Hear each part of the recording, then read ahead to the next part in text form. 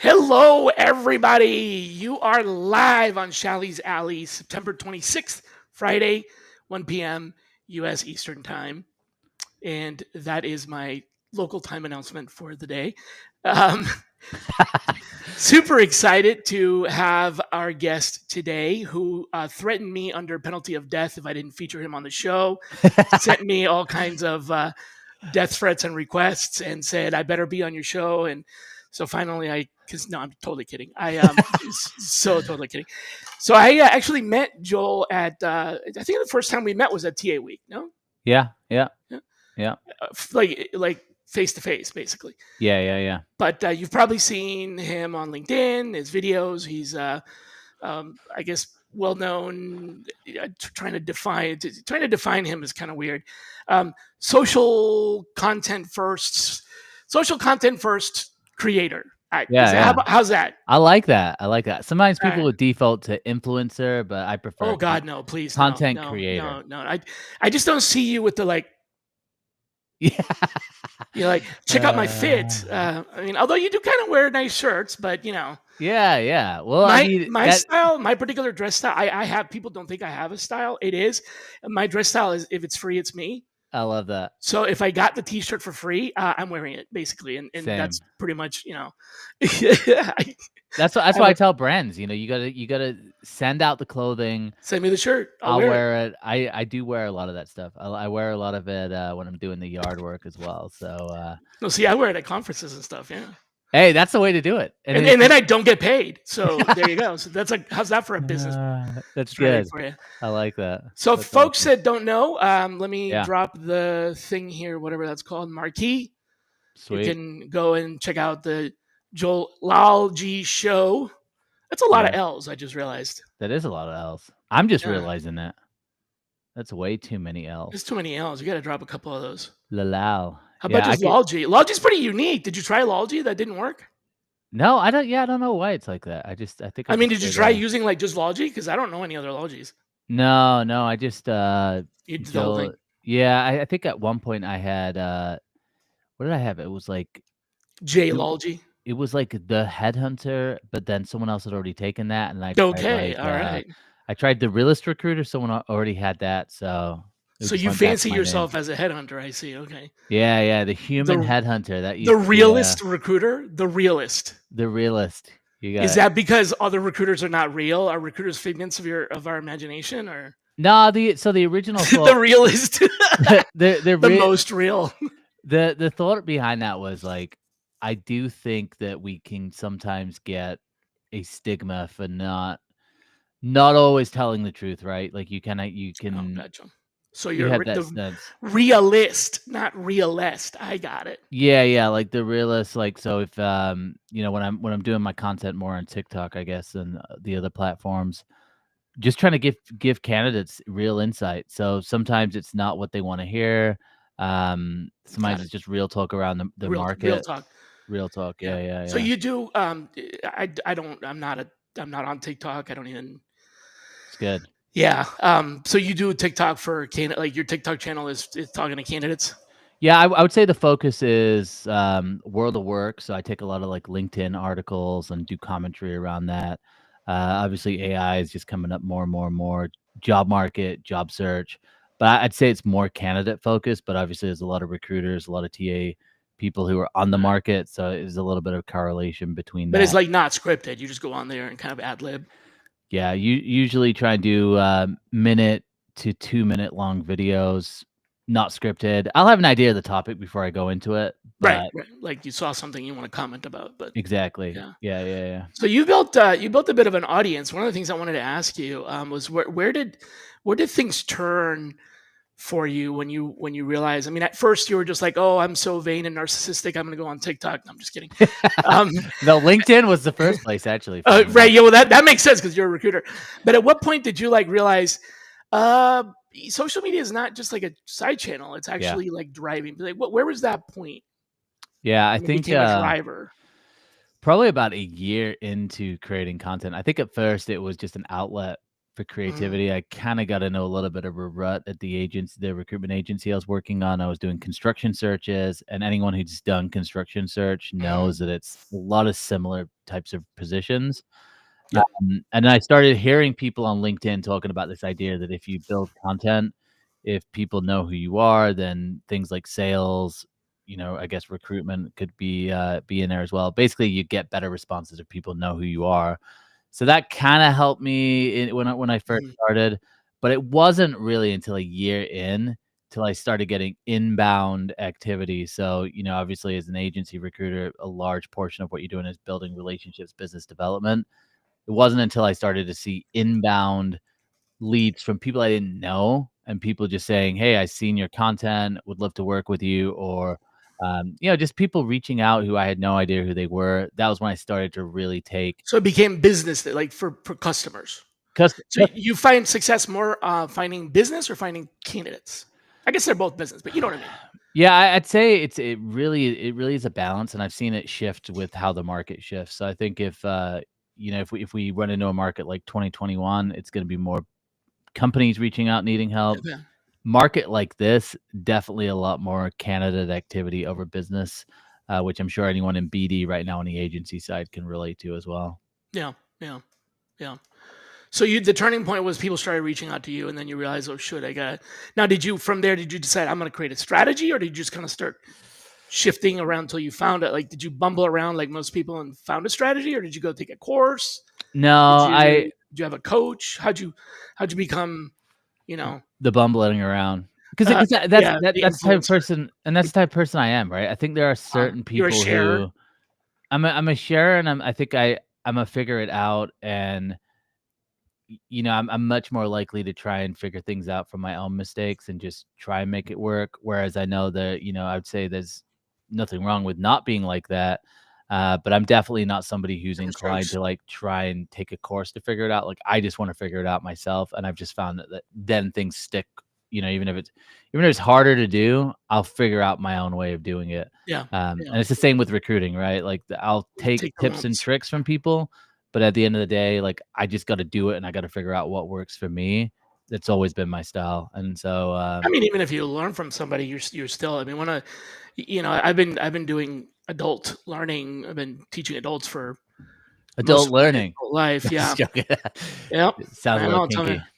kinky. Yeah. I mean, I went to as I was in the Peace Corps, and one of the major things that they teach you when you before you deploy during the first 3 months of like 8-hour days of training is how to educate adults. Hmm. And I saw it in practice there, and many times after that, adults don't like to be taught; No. they like to learn. So even when you are teaching adults, you are giving them options that they then have to like explore and customize and make their own. And the learning curve, so to speak, is like first they you help them discover the content or you help them discover the idea. um, they might resist, or they might question it, or however their learning style is. They have different learning styles from there. But then the second step is they apply it and they start using it. And then the real learning happens when they start changing it Hmm. and like adapting it. So Like, that's making really it their own. yeah. So literally, and the fourth stage is teaching it, believe it or not. Hmm. So if you listen to something, then you absorb it. However, whether you write it, read it, show me how to do it, let me do it, and you show and you tell me if I'm doing it. All those learning styles is the second one. Then Yep. there's practice and practice and editing, right? And then the fourth one is you showing someone else. When you show something to somebody else, is when you learn it the most. Hmm. Yeah, That's makes when sense. you even discover in your own how you arrived at your own decision on how to adapt it, and then you relate that. If you're able to relate that, you're like, oh, it's just internalized. So Yeah. anyway, that's my soapbox lesson for the day. But No, that's huge, and I think, like, that's part of why I always had that kinda mentality around mentorship, like having people who you can look to for guidance, and people that you look to as advisors, but then always making sure even early in your career that you've got people who are looking up to you, so you can, like you say, like have that Pass it element on. of Yep. teaching, and That's it does always help. been that's one of my blueprints. Give me your blueprint when it comes. What's your blueprint to social selling when it comes to landing a TA leader? What Yeah, is the biggest difference between a recruiter cold calling yeah, and a recruiter social selling? yeah. It's great. Um, What's the yeah, I don't know if there's necessarily like a 100% blueprint that works all the time, but but where do most people go wrong and yeah, they do what they do cold calling on social selling and it doesn't work, or what, like what's the difference? just selling too much. I think Okay, trying to fair sell enough. over providing value, and also breaking down, well, what is value, right? And there's different forms of value. And I think a lot of times people go to value as, I got to teach somebody something new. But value can be, entertainment. So it could be putting out a piece of content that someone's going to relate to, they're going to feel good about, maybe they're even going to laugh, right? So like an entertainment factor. It could be providing value by highlighting somebody else. So I'm a big proponent of online commenting on other people's posts and like uplifting them. And so, but it's really thinking about them over thinking about yourself. So obviously we're all on LinkedIn. Everybody's got different objectives. I want a new job. I want a promotion. I want a business deal. I want something. But as much as you can when you're producing content, you got to think about, who is that person I'm trying to reach? So if it's a talent leader, what are the struggles that they're facing? How am I going to relate to that? How am I going to provide something that means something to them? Over, hey, I've got my new AI product, try it out, I want to sell you it. And I think that's where people mostly go wrong with content, or even just DMs and reaching out to people. It's the same thing. Okay. Although, I mean, you got a large following on LinkedIn, so obviously you've resonated with a lot of people. What, when you're putting out something, what's the mindset that you're in? Like what makes you hit post on something to go, okay, I know this is going to resonate with the people who are following me? Honestly, I never do that. Really? Nope. So what's your strategy then, or how Well, with the building the audience? I see. That's the thing. I never did. I just that's not something until very recently that I was focused on. I I basically start. I mean, I was one of the first few people in this industry in sourcing. Back in 1996, there was only a handful of people. I learned from three or four. One of them, Barbara Lang, she's moved on to another industry. Um, and another one has passed away, and so like Mm, the three or four people that were pioneers at my time are not around anymore. Either they've moved on or retired or done something else. And I was the one that really kind of came out of the shell and started talking about this as a profession. Nobody actually did this as a job. mm, There wasn't a sourcer who's that's their job. It was part of recruiting, and it wasn't really even that big of a part of recruiting because this was really early on advent internet. So by the course of doing my job in this new way, which is using the internet, I discovered all these different things about internet recruiting that I then was asked to teach other people because I basically started at an agency, and I was the first recent hire, total rookie, bottom of the list, 32 branches. We were number 32 out of 7 or 8 recruiters. I was number 8 or 9. And I was like, if I don't figure out how to do this, I'm gonna fail.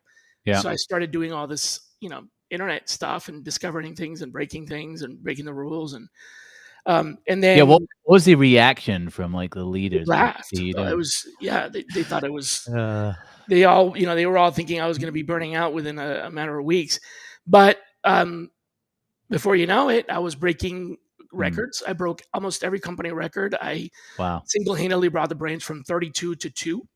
wow, So from number 32 to 2, just because of my production alone. Widest margins, widest spread, largest bill rate, most contractors, you name it. And then they were asking me, how'd you do it? So I started showing people, and then they said, show me. And before you know it, I'm showing other people and I'm talking about it. So it literally just kind of took off. that's amazing. And and I create, there wasn't there wasn't a sourcer, right? Now there's 1.5 million people Wow. that have that job because of me. So honestly, I don't know why I don't have an even bigger following, considering the fact that 1.5 million people actually have jobs because of me. But I never looked for it. I never planned. See what I mean? That's the so you asked me how did I do it? I never did, which is why I don't have as much of a following as I probably should, because it was never planned. Yeah. Well, I mean, you still have a pretty large following as well. I mean, Completely, like yeah. if you asked me to distill how I did it, I would be like, I didn't. Well, it sounds like you just pioneered a way, like, in your actual work, and Exactly. people It's innovation. noticed, and Yep. you're putting out value, which, I That's mean, it. there is something massively to be said for that, because I think, like, initially when I started creating content, I wasn't thinking, I mean, to give some context, I wasn't on any of the social media. So all I was on was LinkedIn, and I'd actually given up social media, or I'd taken a break because I just thought it Mhm. was a waste of time. And Until you it wasn't figured out until I that it started creating yeah, exactly. So, like, so you're saying intentional that create intentional value. create yeah, Okay. exactly. But I also think there is something about when people are trying to build a following, or they're trying to be influential, whatever you wanna call it, sometimes that can actually make it harder, because there's something about an audience that knows when you're authentic and you're genuine and you're really trying to help them, versus, "Oh, I'm just trying to blow up so I can do my thing." Like, somehow audiences can, they Right. kinda know, It you know, really has to be authentic value, it has to be, and it has to be, or at least for you, it's valuable. Yeah. yeah, and I think now it may have shifted 6 years into a journey of building content and going on different platforms. I've been able to add in some more sales, some more partnerships, things like that, but at the end of the day, um, my thought around it is, when we're having this conversation, or we're having a conversation at TA week, we're having a conversation in the DMs, on the phone, whatever it is, I wanna have that authenticity. I want people to be communicating with the same person, if that makes sense, which is huge, which, I don't know if this has ever happened to you, but when you meet somebody online and they're one way, and then you meet them in real life and they're completely different, it's incredibly frustrating, but it kinda Yeah. happens a lot as well. Sorry, Yep. I didn't see that comment too. I see you put that comment on there. Oh, somebody was just making a joke, like not a joke, but like started in 1986, keep at it for 29 years, pretty straightforward. Yeah, but Yeah. it's straightforward, but it's funny. I think this idea of consistency over a long period of time, you don't see that as much anymore, and a lot of people, I think, are looking for fast tracks for things, but the Yeah. reality Well, is social is media. Yeah. you gotta be consistent. Yeah. You gotta keep it. Same with recruiting, same with anything, right? Building an agency, building a business, gotta be consistent. Yeah. Tell me about storytelling. Well, when is because you talk about helping companies tell their story and attract the right people. Yeah.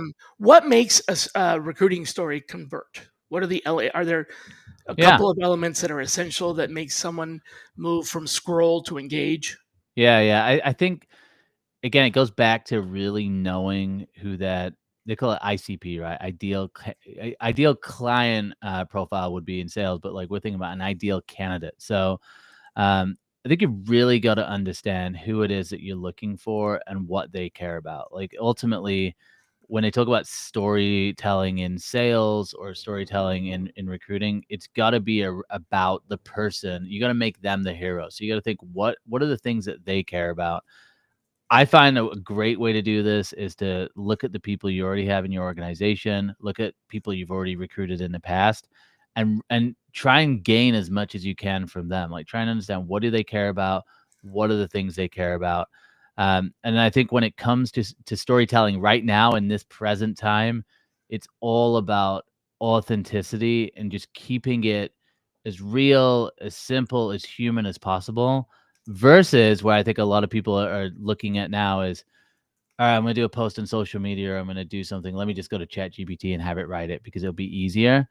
Now more than ever, we're getting flooded with these, just, AI content, AI Yeah. messages, AI emails, and so I think the more that you can be in that process in an authentic way, and the more you understand the people you're trying to reach, then you can tell stories that they care about. So yeah, it's focusing on them, what matters, and Okay. then just understand like different people obviously care about different things. So as you're Right. So telling maybe it's not stories, one thing that they care about. Right. Right. exactly. Varying it and then looking at, okay, as an org, maybe we don't pay the most. Okay, so we're not going to talk about pay necessarily as the leading driver, but maybe there's a deeper motivation or purpose that we have. Maybe there's some really cool projects that we're doing that we know people are going to want to work on.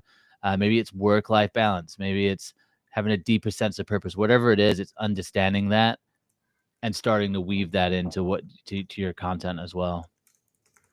Okay. That's good. What do they care? What are the things they care about? And so switching to metrics, there's a lot of vanity metrics. I just wrote an article about this on LinkedIn Yeah. that because of your question of how did I do this and I didn't know. I went and I started posting some things on LinkedIn and they were very hard hitting, very important things that I think a lot of people should care very deeply about because it impacts their job. And I got like two shares and one like. It was like, what is going on? So not Classic. not because I'm self-important, because ultimately, like I said, I didn't build this Yeah. that way, but I posted something that I thought, I'm like, this is a good. You were saying what triggers me into thinking this is something everybody needs to hear. Every once in a while, I have an idea like that, and this was one of them. I'm like, this is something everybody needs to hear, and I posted it, and it was like crickets, and I'm like, what is going on? So I went out and I did some research and I broke it down and I figured out what the algorithm is. But what I found out is that the algorithm is falsely telling people that they should look for vanity metrics. And when they get the vanity metrics, they don't have the outcome. So the real algorithm is the one that turns into outcomes. So I Yeah. figured out what the outcome algorithm is and what the vanity metric algorithm is. If you want to get popular and you want to get, like you said, quick results on people recognizing your name, vanity metrics all the way. But it lasts no tail. It's like when you stop, it drops off, and it doesn't convert. So asking you, since you've kind of, you started Yeah. from, you pulled out, you went back, and then you started and you intentionally built it. What KPIs or whatever, or what are the measures that you actually care about Yeah. when measuring success on LinkedIn Yeah. first, and then the other ones, as opposed to that are not just likes and Yeah. clicks, because likes and clicks is definitely not it. No. Yeah. I mean, I think, for What is me, it?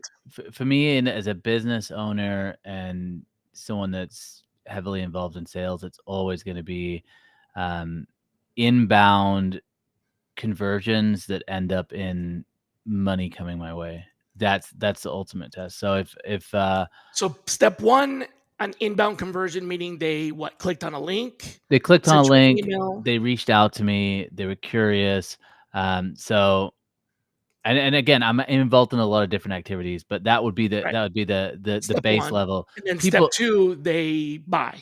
exactly. Yeah. Okay. So ultimately, like, and it did take me a while to figure this out. Like, if it Yeah. probably took me about 2 to 3 years to really start to monetize, and that was a lot of external pressure from my wife. Shout out to my wife, who's like, "You're spending a lot of time doing this. And this and it's not working. Right. You gotta make some money." And Yeah. so, I've figured out how to do it the hard way because of that pressure, but Yeah. ultimately, yes.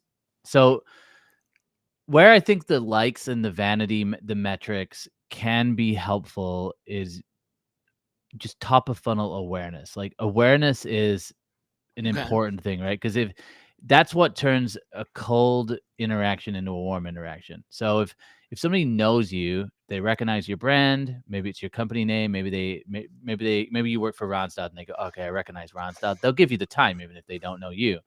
But if they But can so right, recognize so your that's a good name, point. That's a good point. So let me stop you right there. So for me, because I'm extremely selfish, and I'm going to turn this all about into me. yeah, Um, I don't need the recognition, yeah, so I don't need the vanity metric. What you're saying is, if you don't have recognition, the vanity metrics are there to increase your recognition, so people can recognize you, so that you can convert. yeah. But if you have the recognition, the vanity metrics aren't helping you. Yeah, I mean, if people already know who you are, then you've got a massive advantage. But if the There's no vanity, point in doing things for vanity metrics because you're just Yeah, I mean, the vanity metrics within themselves are just numbers on, they're just numbers. It's like how So full is your tank versus how fast you're going. yeah, and it's still like I think a great example of this is remember Hawk Tuah girl about what Yeah. was that like a year Yeah, ago? I do. Went massively viral in one moment. So everybody knew who she was, and I think on the backside of that, she did turn that into a business. So I think what can happen though is if you just think that going viral within itself or getting a lot of metrics within Is itself it? are going to Yeah. do anything, you got to have some strategy on the back end. You got to send people somewhere. You've got to be able to, or maybe you use those vanity metrics to start selling brand deals with brands who are looking to get in front of your audience. The biggest piece though is, to me, it's all about who is your audience and do you know who that audience is. So even if you and let me just if you have 2,000 CEOs that are all CEOs of, Fortune 100 big companies, and they're big decision makers, and they're the ones who are deciding where the Mhm. business spends money. That's an extremely powerful 2,000 people. If you've Right. got a million college kids that follow you and they don't have any money, They're they're not buying broke, anything. you're not gonna Right. make any money. So to me, it's like even less to do with like what are the amount of impressions or what are the vanity metrics. It's like who. And so yeah, like if you are me as a recruiter, if I'm putting out content that's around HR, recruiting, uh, I'm probably gonna have a lot of people in that field following me because other people aren't gonna be that interested in it. So yeah, if I can make that big and still targeted, that can be effective. But just random content that is just going out randomly that's going viral. I mean, you could just put out cat videos and it could go viral. It's not necessarily going to help you. So I think they don't always matter. They can matter, and then it's going to depend on what you're selling. Again, if you're selling professional services, you probably don't need 50 to 100 clients a month. You probably need 2 or 3. So why are you chasing millions of views? If you're selling small ticket, like a small ticket training program for $149, you're probably going to need a lot of views and metrics to drive that traffic in order to convert. So I think it's a little bit of knowing like what's your goal and knowing when does it matter, when doesn't it matter, what are you trying to accomplish essentially. But ultimately, no matter what, the base truths are that you have to first of all get people to like actually, step one, they have to inbound convert. They have to click on something, Exactly. reply. Yeah. So all the other, sharing and reposting and clicking viewing your stuff doesn't matter as Yeah. much as them clicking on your link, replying to you, reaching out to you. So that's number one. Yeah. And that's the best measure because they're coming to you. Yeah. And then number two, did they buy something? Now the question that I have about did they buy something, did they purchase? Do you have like an entry level package and an advanced pack? Like, so come to my store and spend $5 on a muffin, and then later on you can come by and get catering and the Yeah. more expensive services. Or do you just offer just the catering? Like, do they have a low entry point purchase that they can make to sort of break the ice, or are you just selling them, the premium package? Yeah, I mean, me personally right now, Or but just the advice, yeah. yeah, my thought would be, again, it's gonna depend on what you're selling, and how you're selling it. So right now, like, I mean, I can I break guess my down. question, no matter what, whatever you're selling, my question is, do you sell one thing or do you sell like an A and B so that you can I get would, people in? yeah, I think that is a great strategy. If you're selling a coaching package or you're selling like professional services, if you have a low ticket item that someone can buy, and then they can buy that, and then they're into your funnel, and you can upsell them. That's a great strategy for sure. But I would even think about it as engagement. To me, would even be a form of that. So if you can get somebody to comment, that's step one. If you can get Okay. them to engage with your brand, right? Then if you can get them to your profile to view your profile, that's like step two. Then you get them to click on the link. So you almost have to think about it. It's literally is. That's why they call it a funnel. It's like you have your someone liking your post. That's still an activity. That's showing you like, and then they like a few of your posts. They see you again. They like it again. Then they click your profile to see if you're interesting. So, um, but yeah, once somebody converts with you and they buy something small, you can certainly upsell them. I think that's a great strategy. Um, I do a lot of affiliate marketing, so, Oh, it okay. still kinda works like that where I'll have a link I have a link tree on all of my social profiles, so if you go to my LinkedIn right now, you'll see a link tree, and then I'm advising.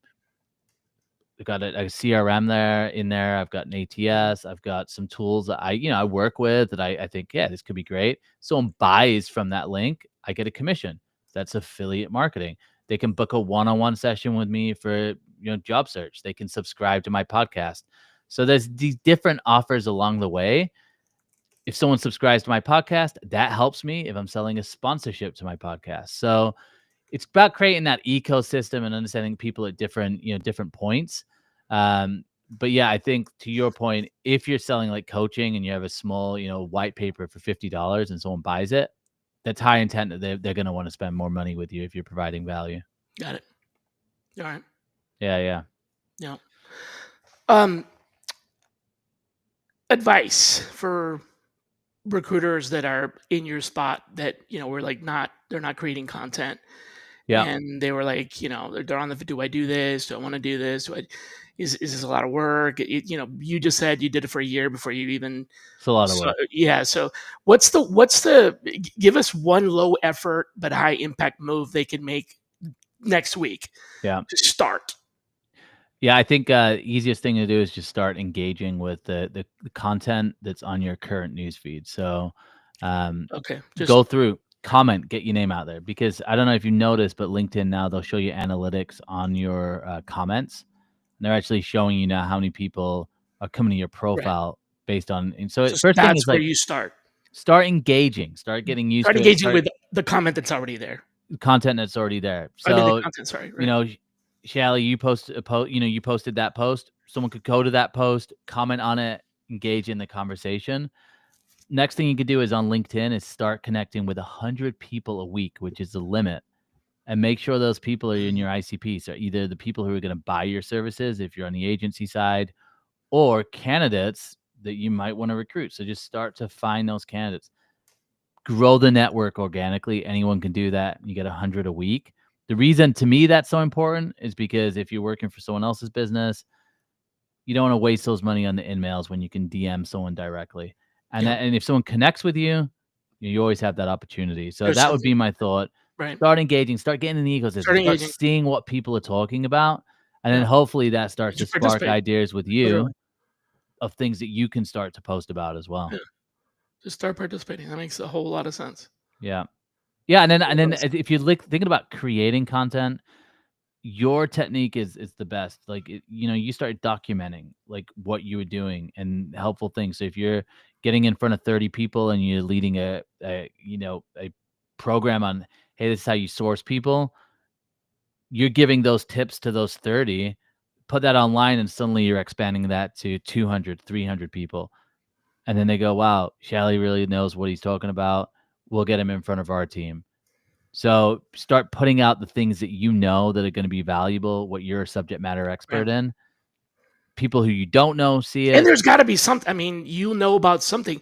Sometimes I get asked this question: well, what I write about, because I do, teach people how to do content marketing for themselves.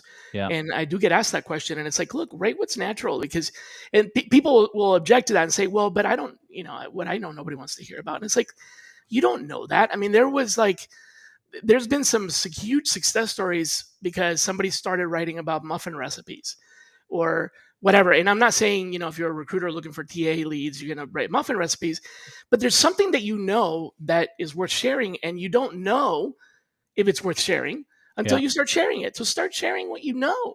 That's 100%. And like document the things And that if it you. doesn't, right, exactly. And if it doesn't work, then share something else. Yeah. Exactly, and like start documenting. And the reality is, I think the biggest challenge for people when they start is they're already good at something. So if you've been recruiting for 20 years, you're Right. really good at recruiting. Suddenly you start creating content. Guess what? You're not going to be good at content.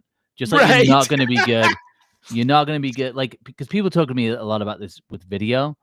I put out over 4,000 videos in 2021. So that's 8 videos a day I put out.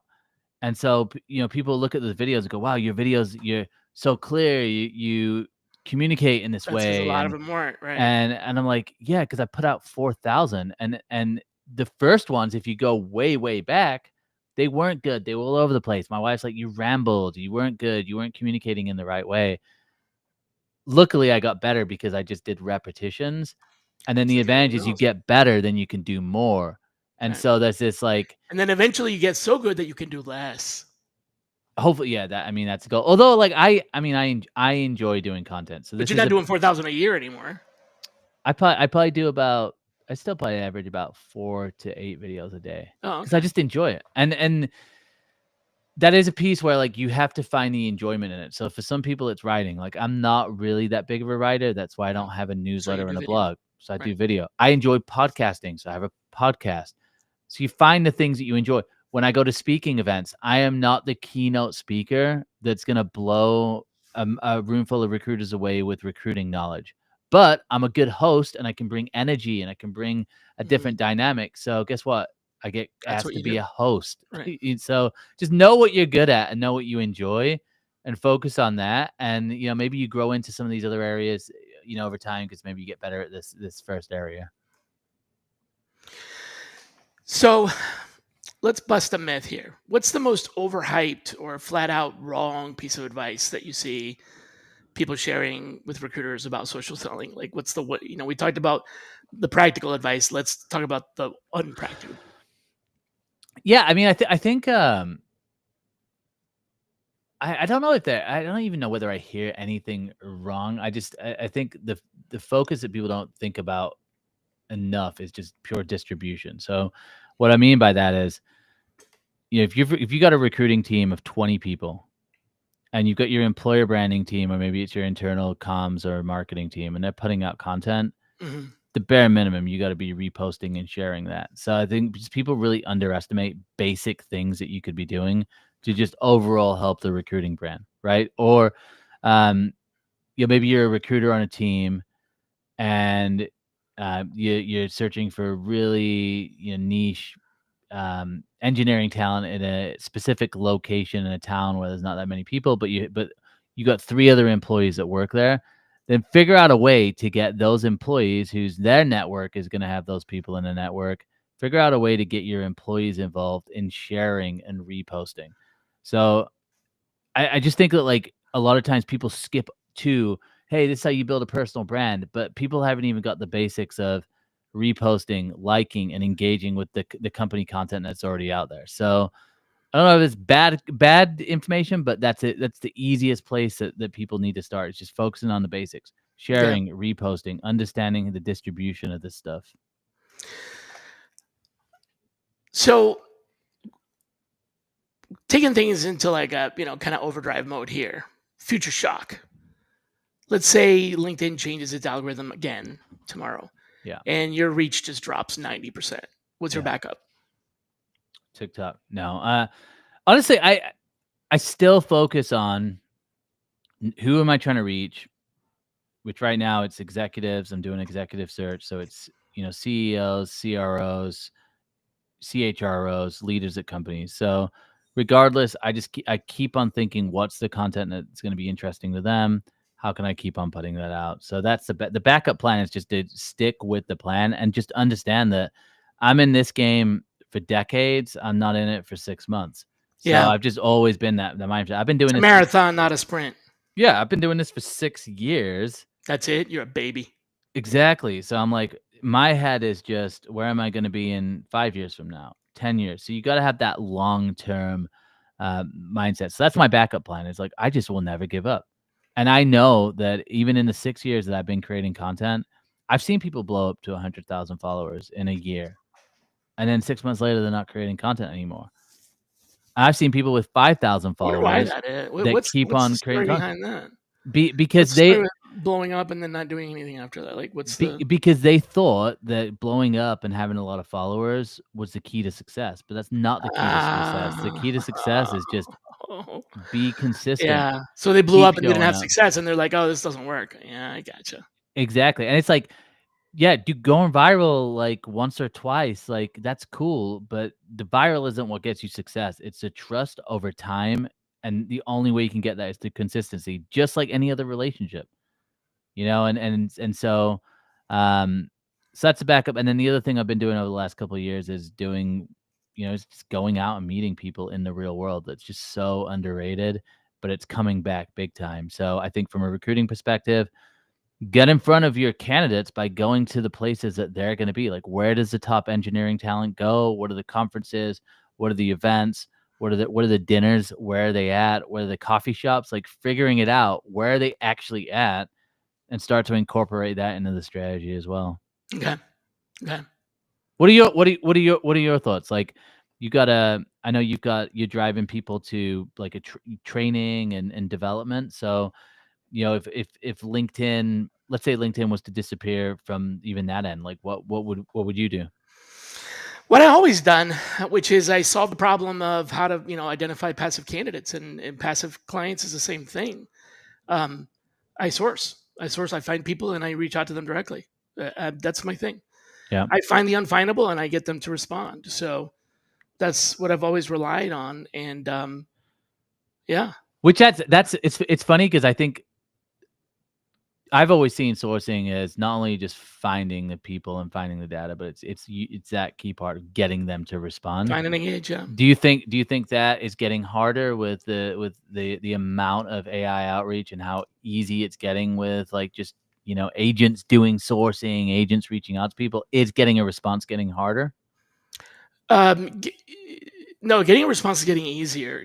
What's happening is that the people who use these AI tools, the tools are not really they're not really trained correctly. They're not trained on your voice.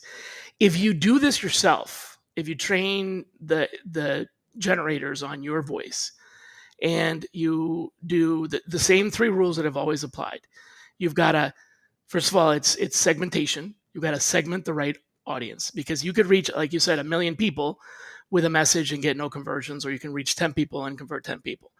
So segmentation, number one. The second is making the content specifically relevant to them. So the content can be very tailored to that segment. It can be personalized. That's one type of content strategy is personalization. Another type of content strategy is just regular content that is very um, interesting to that person. So it doesn't have to be personalized.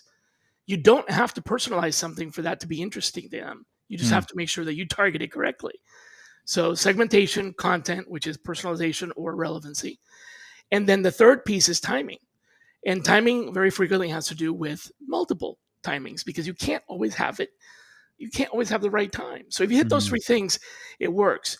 AI is not going to just automatically personalize it in the way that sounds like you. And it's not automatically going to target the content unless you tell it how to do it. And you still have to learn what the content is, so you have to train the AI, right? The the problem that people don't understand about robots, AI is essentially a robot, is that robots do exactly what you tell them to do. And Yeah. so if you just tell the robot to do what it knows how to do, it's going to do what it was pre-trained to do. That's probably not the way you would do it. So it won't work. AI works when you train it and you teach it how to do it, and you have to groom it and you have to put work into it, just like you did to create your 4,000 videos, to make the videos that are good. You have to do that with AI. You just don't buy it out of the box and you don't buy a video camera out of the box and become an influencer because you have a video camera. Yeah. You don't buy an AI tool and become an influencer because you have a. So it's getting easier because we have the ability to process information much faster. So, for example, almost everything that I do is based on AI browsers now, the browsers themselves. And so I've trained them with models, and I've got the prompts and the models that generate the content based on the data, but it's specifically based on my data, not somebody else's data. So I tell it how to set it up. I build it. It's multi-step browser agents. I tell it how to set it up. I tell it how to build it. I tell it how to fill it in. And I tell it who to look at, and then how to put it together. And so the messages are very segmented, very specialized, very content driven, and the response rates are extremely high. But again, it takes a lot of work to set it up. You can't just go to a website and type in Java and hit send and send 10,000 emails and expect that to work. It won't. Yeah. Yeah. So the noise is out there on both sides, and this is not the first time that there's been noise. If you remember, when the internet first came out, there was a lot of noise. Yeah. People had a hard time discerning the signal from the noise. I even wrote an article called "Signal to Noise." It was one of the first blog posts ever in the industry. Um, then later on, social media came out, right? And there was a lot of noise, and people Yeah. had a hard time distinguishing the signal from the noise. AI is just like the internet; it's just like social media. There's a lot of noise, and if you just use the generic tools, you're just part of the noise. You've got to customize it. So it's getting easier for us to do it if we do it right. Yeah. That's However, key. So it's only easier if you know what you're doing. it's only easier if you know, and you need to learn how to do it. And if you are hardworking enough, dedicated enough, smart enough, and a bunch of other things, and have the right timing and have the right runway and everything, you can learn how to do it yourself by trial and error. But you're way better off joining a community like mine where you can learn from people that have already done it. I love that. Because otherwise everybody can reinvent the wheel, but it's time consuming, it's expensive, and it's really not necessarily worthwhile. Yeah. um so it's just not, it's not ideal. um How many people are in your community? so we just launched, not even, I think, a month or two ago, and the target for the launch is 100 people. Right now we're a little bit over 50. Once we get to 100, then the price will triple. So Sweet. right now You it's got to get in. yeah, right now it's anybody who joins is lifetime. And actually, let me post this. This is an AI browser guide that I just published that is free to download, and it's on the website. It talks about the strategy that I just mentioned. People can download that for free, and right now, if you join, you get a membership for life, as my lifetime, obviously not theirs, but which means anything that I produce is going to be part of that for the $400, and that's an incredible value. Why? Because I need the first 100 people to try things out and tell me what I'm doing right, what I'm doing wrong. I want to listen to what they're saying, and I'm meeting with them twice a week, listening very closely. Once those 100 people are in there, and we've got some critical mass, then the price will be triple, and it won't be lifetime. It'll be every course will be a different price, because by then we'll have figured out the formula. So I'm targeting people directly. Basically, I'm going out there and approaching them for Yeah, that. it's Yeah. huge. Yeah. It's TSI University is the destination. TSIuniversity.com. Very cool. So does that answer the question? I mean, it's basically, or it's organic, it's referrals, a lot of referrals, and it's sourcing. I automate my sourcing and outreach. But guess what? It's very segmented, it's very tailored, it's very personalized. Yeah, and I think that was kind of the the point I was kind of hoping that you would make in terms of if you know what you're doing, but it's the hard work up front. It's very. I mean, it's like you said, it's very similar to content, right? It's like Yeah.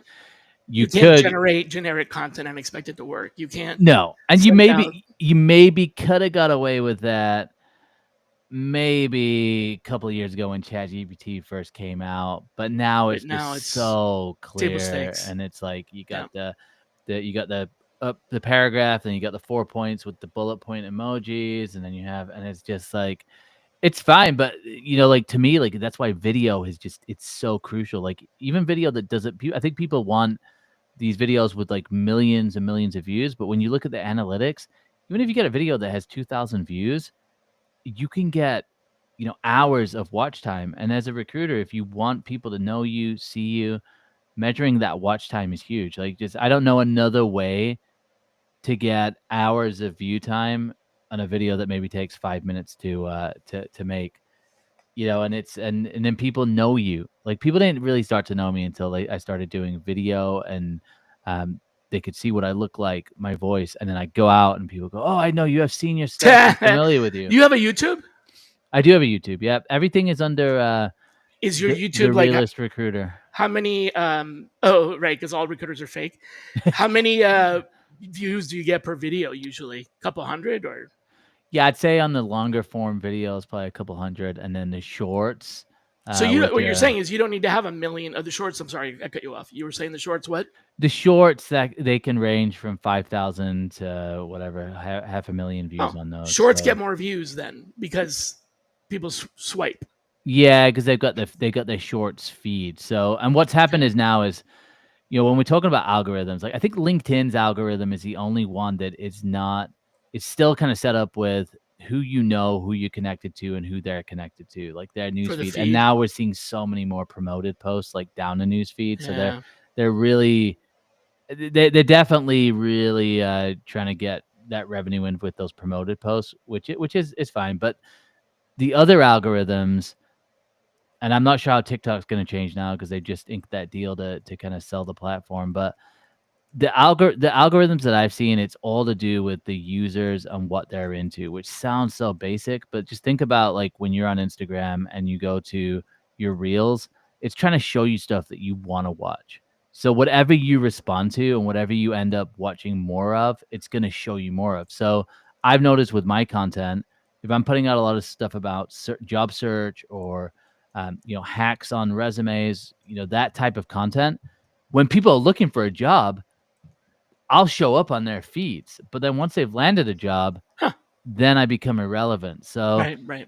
it's kind of just knowing that, and that's why I think it's instead of focusing on the algorithm, try and just understand like the trends and what people you are looking to reach, like what their interests are, and just understanding that those interests are going to change. So your content kind Right. of has to change over time as well. That reminds me of it brings me back to something that I used to say back in the day when talent communities were all the rage and people were talking about we got to have a talent. Nobody had one, right? We Yeah, got to have a talent community and stuff like that. And I was like, y'all, a talent community is like in my opinion, I still hold this opinion today. I just don't talk about it very loudly anymore. A community is a group of people that have similar interests, right? exactly. So if you're all Buffalo Bills fans, then you are part of the Buffalo Bills fan community wherever you are, whether you're in Rochester or Buffalo or in Atlanta, you're part of the Buffalo Bills community. So you have a common interest. You may lose interest in the Buffalo Bills and no longer be a Buffalo Bills fan, and then you're no longer part of that community. But generally speaking, in order to be part of that community, you have to hold those beliefs long enough to be a member of the community. Yep. Job seekers are never going to be a community because they are designed by definition to end their interest. So how can you have a talent community of job seekers? Because the moment they find a job, It's they're no longer members of that community. It was never a community. So I never understood and why people are so hyped on I've seen so many of them because I think they just think it's going to be easy money. Oh, join the community for it's. 50 If you're bucks a a job month. And seeker, your interest in that community ends when you get a job. I know. Well, and I've seen so many of them pop up, and it's the same with like, um, that's why the job seeker. I mean, I just call it like job seeker porn at the end of the day, but like that It's a kind of look, content. call it a list, call it a lead list, nurturing list, call it a pipeline, but it's not a community. It just isn't. No, and it's. I just think like I mean, I can see like where, like as an agency recruiter, if I had a network that helps executives find their next role and it's free, okay, that kind of makes sense because I'm going to help you find your next position. You find your executive position, and suddenly you're going to work with me on the back end because I did so much. Like that in theory could kind of work, but um, yeah, I've just seen it so many times, and I've talked to a lot of people who have recently come out with like AI tools for job seekers, and I was like, yeah, it seems like a good market, but it's like job seekers don't want advice. They don't want this or that. They want a job. You want a job, That's all they care yeah. about. Like, if you're not giving them the job, it's like Or doing something that gets them to the job, like gets it to them very quick. yeah, get to the job, or yeah, Which right. like that's so hard to orchestrate because it's like I can maybe set you up with 20 jobs that look like a good fit and you apply to them, maybe you get interviews, but if you're bad at interviewing, I can't help you be a better interview. I mean, I guess I could coach you, but that's one of those businesses which I think it kind of goes through these cycles where people get really, they go, wow, there's so many people who are struggling to find a job. I'll set up a community where we can give advice to them. It's like they're tuned out. They just want the job. They want that. So That's the same with any kind of community. I think, to your point, it's not only you got to think about what are they interested in, but if you start just putting crap content about anything else that they don't care about, Yeah. they're out of there. They're not interested. Jobs are not great content because a job's only going to be interesting to a very small segment of the population. You know, it's not like Exactly. Yeah. So, so. Yeah. Okay. Gotcha. Well, this has been fun. We're getting pretty close to the end here, and I do have a question that I ask all the guests. Actually, two questions, but one of them I religiously always have to ask, and that is, who should be our next guest? Oh, that's a good one. I would say, do you know Desiree Goldie? Desiree DESIREEGOLD. EE. Yeah, let me find her No, I last don't. name. But it doesn't matter. I mean, somebody recommended you, so That's amazing that someone recommended me. I feel very honored right now. Yeah, Desiree is great. Let me so her last name is Goldie, Goldey. She's over Okay. at ZRG Partners. She also has a podcast, but definitely Perfect. someone I would get on the All right. show. Yeah. On it. Thanks. Awesome. And then the last question, the wrap up question is, a lot of people watch the replay. This is more and more people are watching the recordings. Yeah. And so I want to give them something too, because they can't really interact and ask questions. So I want them to interact with themselves. Give us something to think about. A question that we should ask ourselves after watching this video. Could be about anything in the video or just something that's important to you, but like give us something that we should think about deeply when we watch this. Yeah, I think it goes back to what you were talking about earlier about kind of that last step of learning is teaching somebody else. So I would be thinking about like, who is it that you're mentoring? What is it that you're actually teaching people? And I think for a lot of people, you do have to look a little bit deeper into that. But who is it that you can kind of help bring to that next level? I think, especially if you're feeling lost or you're like, I don't really know what I'm doing or I'm not finding purpose, like really looking out there and going, who can I help? Who can I mentor? Who can I, teach what I know? Who can I teach what I know? That's awesome. I love that. Well, thanks, man. It was fun to have you. Yeah. I'll see you at the RecFest coming up. RecFest, that's what, 2 weeks from now? It's October coming 14th. up really soon. Is this? Were you at RecFest last year as well? Or No, is this your I was first one? actually sick. I got sick. Oh man, Yeah, I wasn't able to go. That's too bad. you're gonna love it. You're Awesome. gonna love it. So Awesome. I'm excited, and anyone out there as well. If you're gonna be at RecFest, let us know. It's and gonna be a little different. I heard different venue and stuff, but it'll be yeah, great. lots of fun. Well, folks, everybody that's out there, thanks for tuning in. Come back next week. We have Angel Alexander, MBA, as our next guest, and hopefully I'll see you at one of these events. Until then, be kind to yourselves.